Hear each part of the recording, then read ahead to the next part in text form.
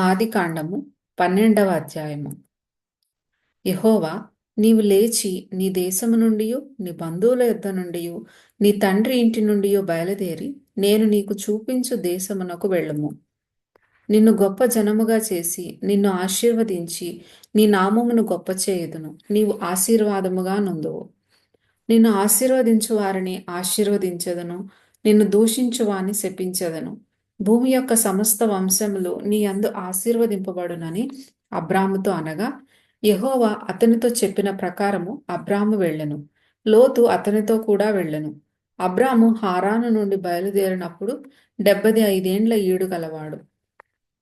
అబ్రాము తన భార్య అయిన శారయిని, తన సహోదరుని కుమారుడైన లోతును, హారానులో తానును వారును ఆర్జించిన యావదాస్తిని, వారు సంపాదించిన సమస్తమైన వారిని తీసుకొని కనానను దేశమునకు వెళ్ళుటకు బయలుదేరి కనానను దేశమునకు వచ్చిరి. అప్పుడు అబ్రాము షెకెమునందలి ఒక స్థలము దాకా ఆ దేశ సంచారము చేసి మోరే దగ్గరనున్న సింధూర వృక్షమునొద్దకు చేరెను. అప్పుడు కనానీయులు ఆ దేశంలో నివసించిరి. యెహోవా అబ్రామునకు ప్రత్యక్షమై, నీ సంతానమునకు ఈ దేశమిచ్చెదనని చెప్పగా, అతడు తనకు ప్రత్యక్షమైన యెహోవాకు ఒక బలిపీఠమును కట్టెను. అక్కడ నుండి అతడు బయలుదేరి బేతేలుకు తూర్పుననున్న కొండకు చేరి, పడమటనున్న బేతేలునకును తూర్పుననున్న హాయికిని మధ్యను గుడారము వేసి అక్కడ యెహోవాకు బలిపీఠమును కట్టి యెహోవా నామమున ప్రార్థన చేసెను. అబ్రాము ఇంకా ప్రయాణము చేయుచు దక్షిణ దిక్కుకు వెళ్ళెను. అప్పుడు ఆ దేశంలో కరవు వచ్చెను. ఆ దేశంలో కరవు భారముగా నున్నందున అబ్రాము ఐగుప్తు దేశంలో నివసించుటకు అక్కడికి వెళ్ళెను. అతడు ఐగుప్తులో ప్రవేశించుటకు సమీపించినప్పుడు అతడు తన భార్య అయిన శారయితో, ఇదిగో నీవు చక్కని దానవని ఎరుగుదును. ఐగుప్తీయులు నిన్ను చూచి ఈమె అతని భార్య అని చెప్పి నన్ను చంపి నిన్ను బ్రతకనిచ్చెదరు.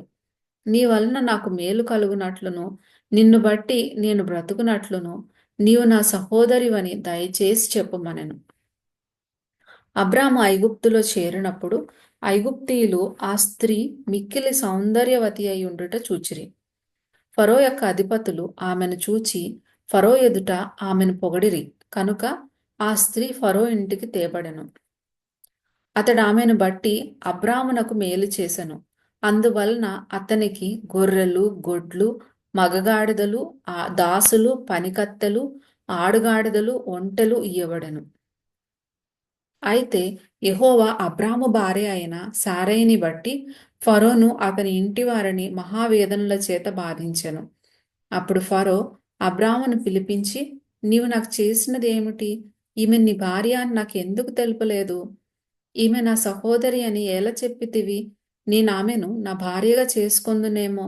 అయితేనేమి, ఇదిగో నీ భార్య, ఈమెను తీసుకుని పొమ్మని చెప్పెను. మరియు ఫరో అతని విషయమై తన జనులకు ఆజ్ఞాపించినందున వారు అతనిని అతని భార్యను అతనికి కలిగిన సమస్తమును పంపివేసిరి.